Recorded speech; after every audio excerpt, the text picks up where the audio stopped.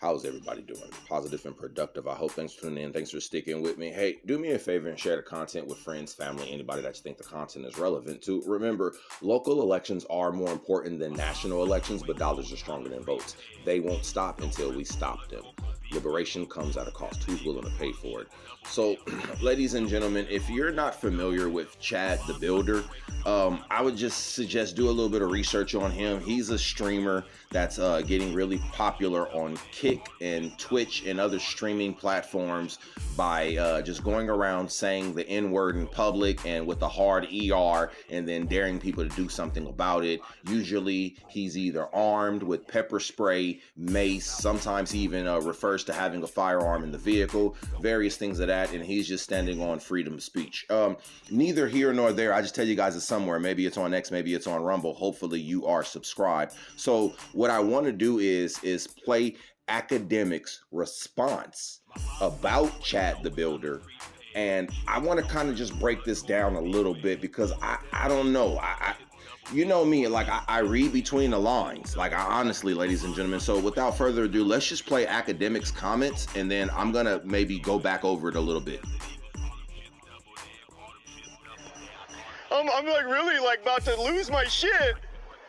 Fragile, like I ain't gonna lie, I gotta be the softest niggas that's ever in Nashville. I'm surprised that there's not somebody already that's just there just to wild out on him. I'm gonna keep it a bean with you. Again, I wouldn't put no money up because I don't put money on nobody's head, but I ain't gonna lie. The first nigga who do something to him, that nigga even make a GoFundMe, that shit gonna be lit. Like, let's be honest, right? Like, again, even if somebody's to punch a nigga in the face, bro, if that person went to jail, the GoFundMe for that person would have been like out the roof. Because I think it's something about how the dude is going with what he's doing. It pisses everybody off.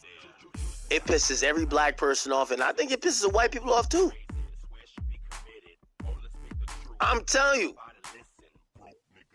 the first nigga who really just socks him out, I'm telling you, even if you get locked up, nigga, you make a GoFundMe, nigga, I'm telling you, you making at least 100 bands, bro. I'm gonna be honest with you, it's something about it, it just enrages you. It makes you feel upset. And it's not even the word, it's how he's trying to antagonize people. Fragile like Little Wayne, where's your dad? So let's go back over this a little bit. And So, and to Akademiks' credit, he did say, I'm not putting money up. I don't put money up on anybody. To his credit, he did say that. But what I do have a problem with the comment and the comments and the rhetoric that he's using is that, one, he's telling the people of Nashville that they're soft, as in they should do something. And then he's alluding to that if somebody was to do something to him, whether you just punch him in the face or whatever, even if you go to jail, right? Even if you go to jail. So, and that's the main thing that I want to unpack in this whole situation right here, is that even if you go to jail, your GoFundMe is probably going to go crazy. You'll probably make 100 bands on your GoFundMe. So I want to create a few dichotomies and correlations and comparative contrast here in this analogy or in this situation. But number one, and I know a lot of people aren't going to like this, but excuse me. Number one, right, and this is the reason why I'm taking such a issue with this stance or this position, is that number one, in the United States, freedom of speech is protected. Like, that's a protected thing. And then people say, yeah, but your freedom has a consequence. No, it doesn't. No, it does not. Then that would not make it be free.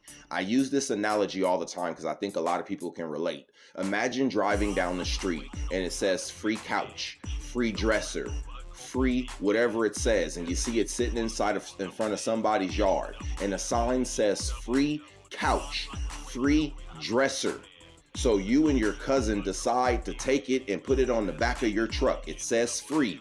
Take it. It's your right. Take it. It's free. Anybody could take it. So now you decide to put it up on your truck, but now the homeowners or the people who live in the community start throwing rocks at you and then start trying to hit you upside your head. And you say, what you doing? And they say, well, you trying to take that free couch. And you say, yeah, it's free. What's the problem? And they say, well, this is the consequence for you trying to take a free couch. You say, wait, what? I don't understand. I thought it was free. Yeah, no, it is free. You're free to take it, but you got consequences. You're not free of the consequences if you decide to exercise that or use it. Do you understand, ladies and gentlemen, why this conversation doesn't even need to be had as far as America is concerning when it comes to black people? The general black consensus and or population. And I'm not even saying or attributing that the majority of black people feel or think or believe this. I'm not attributing that. However, I'm not saying the most or majority, but a lot. And I know a lot of times we don't like to use the word a lot, but I'd say a substantial amount to where at least 25 to 35% believes or thinks like this, to where, because grandma said one bad apple could spoil a bunch. So now when you got 25 to 35% believing, thinking, feeling, and espousing certain ideologies, I think it's easier to affect another demographic and or population with said ideologies. What ideology specifically are we talking about? The ideology of that if you say something that I don't like, I am okay or warranted in assaulting you. And that's mainly it right there. Just the assault. Just physical violence provocated for words and words alone, ladies and gentlemen. Now, I do have some nuances in this. I do.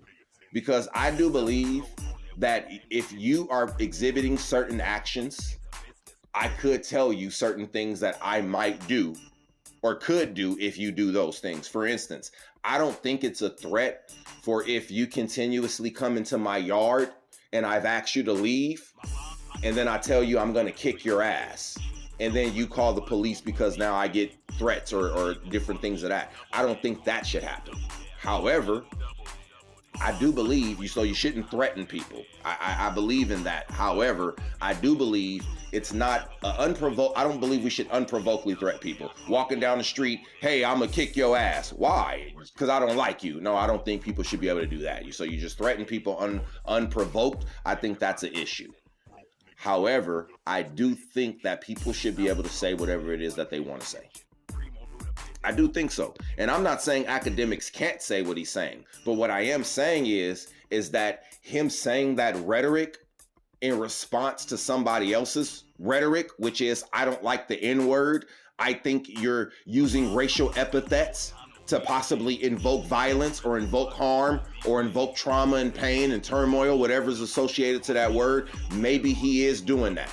Maybe he is. But I don't think him just saying the word in a blanket statement, and I'm going to say it, nigger. I don't think him just saying that blanketly warrants somebody resulting to violence.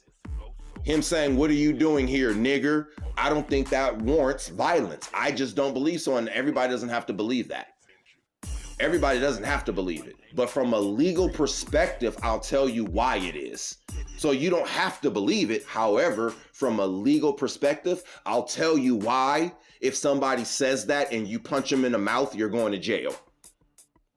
You're going to jail. But to Akademiks' point, even if you go to jail, I'm pretty sure your GoFundMe is going to go crazy. So, and I want to use this comparative because now, listen, young black boy, listen, young black girl, go make this song about committing murders and selling drugs and doing drugs. Go make these, soft pornographic videos. Go sell pictures of your body. Go do these things, because if you created OnlyFans, you could make this amount. If you make songs about genocide and various atrocities and committing felonious acts, you could go platinum. You could. Hey, invest in this crypto. You could make $1 million, right? I'm not saying crypto inherently is a scam, but we know how many rug pulls that happen. So the point of the matter is that me telling you, if you do these things and this could happen, but yet the ramifications of what you do having a felony on your record, possibly being incarcerated, and then what you're saying possibly could happen doesn't happen. Now, are you willing to live with the ramifications of that, or are you actually going to even talk about it? So listen, young girl, when you go out here and exploit yourself sexually, even though you don't think selling pictures of your nude body is sexual exploitation, even though you don't think that, but I'm telling you it is. So when you do that in attempts to gain riches and it doesn't happen, understand you have now tarnished your image in societal norms to where certain people are not going to want to hire you. You're going to get backlash and ostracized out of certain places in society. So listen, young man. Listen, young man. 18, 19, when you get a felony, specifically a violent felony on your record in attempts to get money, when you do these things, will understand that lowers your chances of getting employment. Understand being incarcerated at a younger rate increases your recidivism rate of going back to jail in what they call the school to prison pipeline. Because while you could be going to college, you're committing felonious acts, and now you're a part of the state correctional institution. But you did it in attempts to get riches. So what is it worth? Is it worth having a felony on your record for $100,000? You might say, yeah. Is it worth getting a felony on your record and maybe you don't get the $100,000? Is that now worth it? Because now when you get a felony on your record, now you've just lowered your chances of getting average employment. When they say the average person makes about $65,000 to $35,000 a year, demographic specific. But when we can look at, let's just use $50,000, but now with the felony on your record, young man, you've just lowered your demographic of being able to even walk onto a remedial job. So now you're actually on the lower end of the totem pole if somebody does choose to hire you. Because now it's at their discretion, because insurers generally don't like to insure felons in most workplaces. And you can talk about discrimination all day long. But see, it's not discrimination because you weren't born a felon. That was a choice of your action. You could say, oh, it's discrimination because but no, you chose to sell pictures of your nude body on the internet. Well, you could say, well, I was young and I didn't know what I was doing. And why is this, ladies and gentlemen? Why is it that when a young girl, and I don't even want to use the phrase of that because that creates a whole nother connotation. Why is it when a young woman who's 19, 20, 21, 22 does something really horrible or a bad decision, we now attribute that to her being a young girl, her being young and naive. We even do it for some young men as well, too.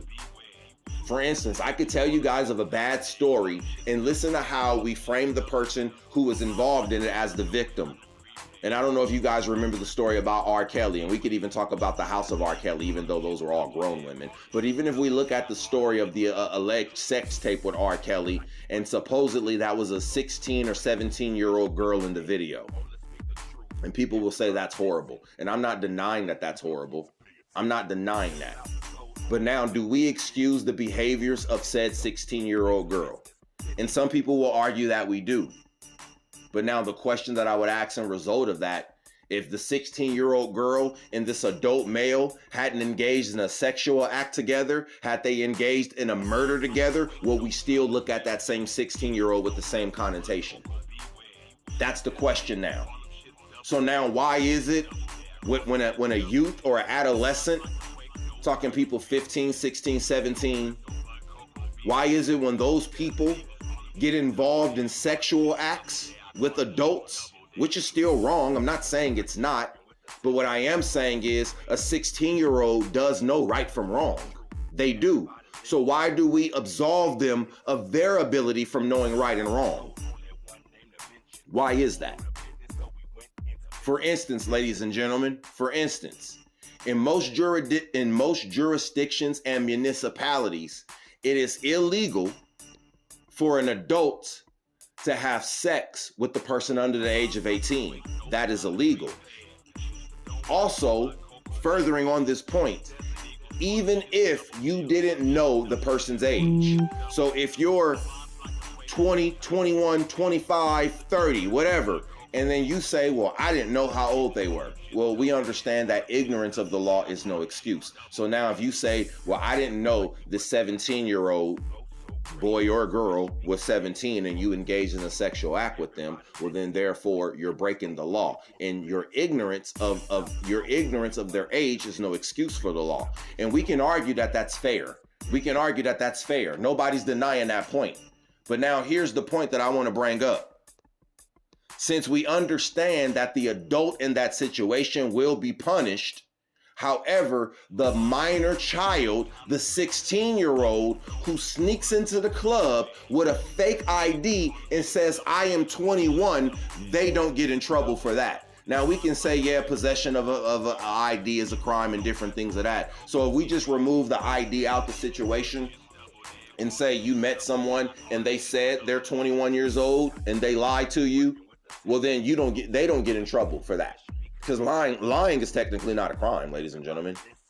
You can lie, and that's legal. This is how people get scammed. So scamming you is wrong, but I can legally lie to you. Did you guys know that? So now why is it? Because now, so now my question is, because I know you guys get so in a bunch when we start bringing up certain conversations, but we don't have logic. We get in emotions and feelings, and we don't want to look at this logically. So now this same 16-year-old who we say, well, that's a kid. They don't know what they're doing. Should no adult be having sex with them? You're right. They should not. But now that same 16-year-old who wants to go commit a robbery or a murder with an adult, and their accomplice is an adult, do we then say that child shouldn't go to jail or prison? Because I'm trying to think of his name, but if you guys know who the DC sniper is, his accomplice was a child. His accomplice was a child, ladies and gentlemen. So now why is it that 15, 16-year-old boy was sentenced to life in prison for his participation in murders with an adult man? But then if that role was changed to the same 16-year-old engaging in sexual acts with an adult man, then we say, well, no, that 16-year-old didn't know what they was doing. Why is that, ladies and gentlemen? Why? And I know you guys are saying, Choosta, well, what does this have to do about freedom of speech and different things of that? It has everything to do with freedom of speech because you guys don't know the law. That's what it has everything to do with it about. Because y'all don't know the law and y'all don't understand the hypocrisies within the law. Understand? So now the same people who are upset saying that you should be punished, even though we have freedom of speech, you should be punished for saying what you said. They're the same people who say I shouldn't be punished for doing to you what I did to you just because you said what you said, even though the law allows you to say what you say. Do you understand? Or do we have to rewind, ladies and gentlemen? Because the law allows me to say what I want to say. But now you have people telling people, well, then maybe someone should punch him in the mouth for saying what he is legally allowed to say. But when the police want to take you to jail for punching him in the mouth, which you are not legally allowed to do, you have a problem with it. Do we understand? Just like you have a problem with the adult who engages in a sexual act with the child, and you don't have a problem with the child who engages in the same act with an adult, but you don't have a problem with the same minor engaging in a violent, felonious act with an adult as you would do if they engaged in sexual acts. Why is that? Do you know why? Because you don't understand logic and you use emotionality to determine morality. That is why. Because morally, it would be wrong across the board for adults to engage in any felonious act with a child. Whether it's sexual, bank robbery, homicide, whatever. Any way it goes, that's wrong. And I'm not God. So I'm going to say some things are more wrong than others, because God says crime is crime. What's wrong is wrong. And God only says there's one thing that's an unforgivable sin. We're not even going to go into all of that, but y'all look into it. I promise you it's not suicide. Neither here nor there. I just tell you guys it's somewhere. Maybe it's on X, maybe it's on Rumble. Hopefully you're reading your Bibles. But anyway, as we continue. So now when we understand these different things and we understand wrong is wrong, and there are things that are more wronger, that's foul. That's fouler. And that's why certain crimes have more punishment than other crimes. Because guess what? Jaywalking is a crime. Infraction, technically. However, you have misdemeanors, you have felonies, and you have different classes of felonies. And they should be judged accordingly. And they should be. So now when we say an adult engaged in a felonious act with a child, we don't absolve the adult, but in no circumstance do we absolve the child, because we understand the act in itself is felonious. Regardless of what we're talking about, the act in itself is felonious. Children should not participate in sexual acts, so you will be punished. Children should not participate in crime and murder, so you will be punished. Children should not participate in these things. When do we say children know right from wrong? At what age and at what time, depending on what it is, do we make that determination? So when it comes to robbery, a 16-year-old knows the difference. When it comes to murder, a 16-year-old knows the difference. But when it comes to sex, oh no, a 16-year-old is not guilty now. Explain. And to further my point, how about we Google the young man who was 16 years old and was assaulted by a woman and ended up getting her pregnant at 16 years old, an adult woman who was about 23, 25 at the time, and a 16-year-old young male impregnated an adult woman. She did go to jail. However, after turning 18, he was placed on child support. After turning 18, the young male who was technically a victim, according to you guys, he was still placed on child support, ladies and gentlemen. I think his name was Lee Malvo. I think Lee Malvo was the accomplice of the DC shooter. Yeah, thank you. So I don't understand how we're creating this dichotomy, ladies and gentlemen. I really don't. I really don't. And I know we're Choosta. I don't understand. This is freedom of speech. Yes, it is. That's what the whole crux of this thing is, which is the law. So do you understand how to follow the law and use logic to apply it? So if I have freedom of speech and I am not threatening you and or inciting harm or violence, well, when you say nigger, that insults violence. No, it doesn't. No, it don't. And you could think it does. But now we're at a place in time, and this is listen, I love the internet. I love the metaverse, Web3, all of this good stuff, like panels, podcasting, all this good stuff. I love it, ladies and gentlemen. Social media, I really do. It has a lot of great advantages that make the world a better place. Honestly, it does. For sake of conversation, it does. But you know what the one thing that I don't like about social media? It gives people this false bravado or this false sense of justification of, if I don't like what I'm hearing, I can block you, I can ban you, I can get you taken down, I can get you suspended. That's one of the worst things that I think came with social media, is that cancel culture. I think cancel culture was a byproduct of social media. Because when we don't like what people are saying, well, then therefore it violates the TOS, terms of services. So now we're living in a world where there's terms of services based on speech and what we can do, what we can say, what we can post. And now that gets translated, or it gets accentuated past Web3, past social media, and into reality. Now into the workplace. Oh, well, you didn't use the proper pronoun, so then therefore we're not going to hire you. And we're going to put this thing on your record to where when you go to anybody else, we're going to let them know that you're insensitive and you're not inclusive. We're gonna start stigmatizing you for your viewpoints and the things you believe and the things you say.